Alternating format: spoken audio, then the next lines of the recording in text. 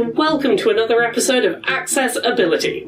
It's a show on YouTube where I talk about the video game industry, accessibility, and representation. Basically, how can we help more people to play games and more people to see themselves in the games they play? Now, as a lifelong obsessive Pokémon fan, I've been playing Pokémon Go pretty much daily since it released back in the summer of 2016, which, oh my goodness, was it really that long ago? Time flies.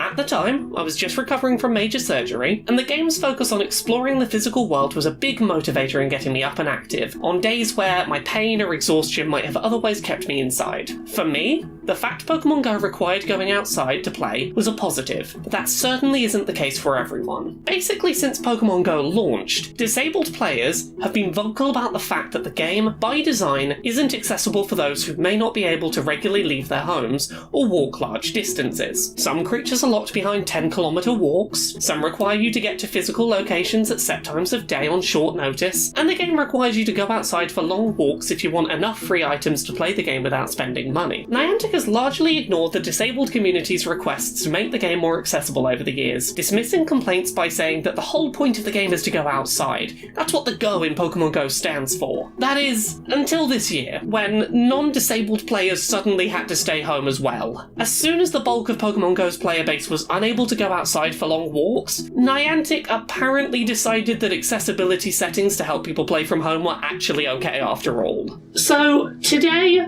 we're going to talk about some of the changes that Niantic has made to Pokémon Go over the last couple of months, how they've helped disabled players to be able to get into playing the game, and why it's so important that we don't see these features rolled back as soon as we're allowed back out in the world again when everything is better.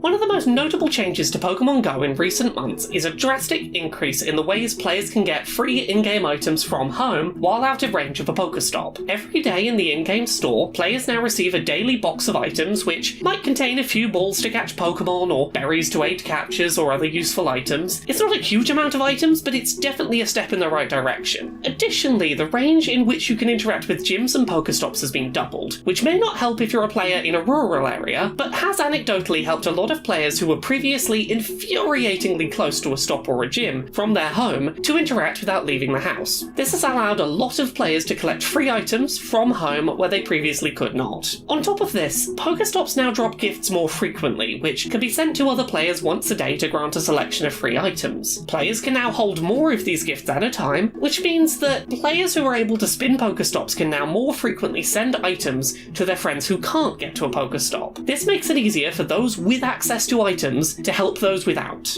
If you're not located near enough to a Pokéstop to collect gifts for others yourself, your buddy Pokémon can now also go and collect gifts for you, further helping players to support each other with daily free items to keep them playing. Once you have access to some free items with which to play the game, Niantic has also made it easier to catch a decent number of Pokémon and variety of Pokémon from home by increasing spawn rates outside of populated areas and for players who aren't moving. For players who want to take part in Pokémon Go's quest system, which rewards players once every 7 days with a rare Pokémon encounter which could include formerly raid-exclusive legendaries, the game now gives all players one new quest in their quest list every day without having to go to a Pokéstop to receive it. These daily free quests don't require players to leave the house to complete them, making engaging with the quest system from home much more accessible. These quests also upon completion grant items, giving players another way to gain items from home. For those disabled players who can leave the house but find that they get exhausted or experience pain if travelling for too long, you'll be pleased to know that the distances you need to walk to hatch eggs have been halved. There's still no way to hatch eggs entirely from home, which is a shame, but walking amounts have been reduced, which is something. It's a step in the right direction.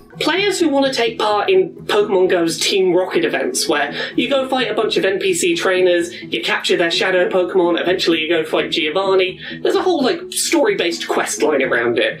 Previously, players used to have to go to physical Pokéstops, and you would never know which ones they were. You might have to go for quite a trek to find one that happened to be hosted by Team Rocket, so that you could go get your 6 mysterious parts and eventually fight the gym leader. You can do that from home now, and honestly, that's the thing that's got me playing from home most effectively, is now Team Rocket will come to you once a day. There'll be a little hot air balloon floating above you see a shadow, you can just fight the trainer that's in a hot air balloon. This has made it so that Team Rocket quests, which usually you had to go and find 6 Pokestops that could be fucking anywhere. You can now, once a week, complete this chain of 7 battles.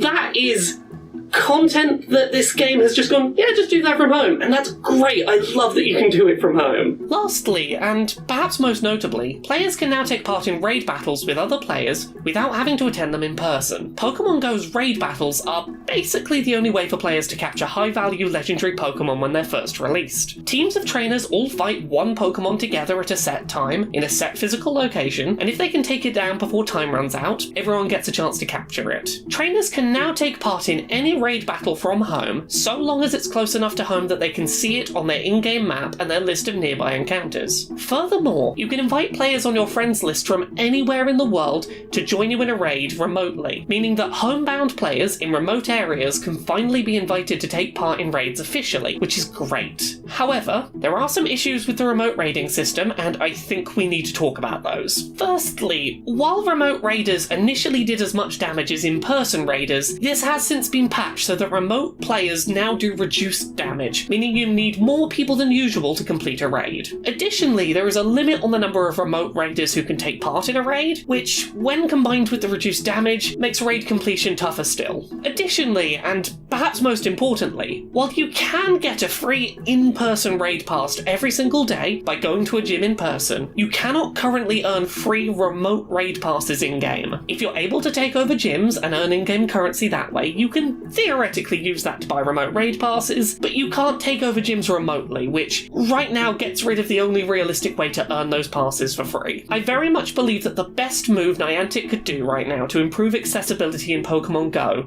for disabled players would be to give those players one free daily remote raid pass. Or maybe not even that frequently. A couple of times a week if Niantic wants to be stingy. Let remote players, a couple of times a week at least, get a free remote raid pass. That way, no matter how remote the player, if they have a friend located in sight of some gyms, they could take part in raiding the same way that players can if they're physically visiting gyms. This upcoming weekend, Niantic is going to be hosting its Pokemon Go Fest event remotely for the very first time. Usually a physical event, players who could physically attend a real-world location would be able to take part in special quests, capture rare region-exclusive Pokemon, and often catch legendary creatures before the rest of the world got a chance. For the first time, this huge event in the Pokemon Go calendar will be open to players who might not be able to physically travel to play. Pokemon Go is more playable from home now than it has ever been, and that is fantastic. That is a great step in the right direction.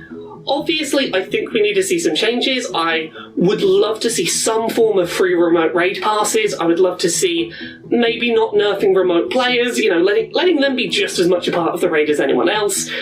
But the fact that we've had so many steps that do make this game more playable for people who have to play at home is great. That is such a positive step for this game. We need to make sure that these features don't get rolled back. That's the thing. We've already seen remote raids get nerfed. We've already seen little changes here and there where things that they've introduced because of all the stuff outside are being taken away little by little, because it's like, people who aren't disabled can go back out now. Therefore, let's take away those features. And we need to be loud at Niantic about this. We need to say, Niantic, no. Leave these features in place. If anything, expand on these features. Let disabled players keep playing your game. I plead to you, Niantic. Keep these features in game. You may have introduced them because non-disabled players were stuck at home for a few months, but keep them in place so that disabled players don't have to stop playing a game that for a few months has been welcoming to them. Don't stop disabled players from being able to catch them all.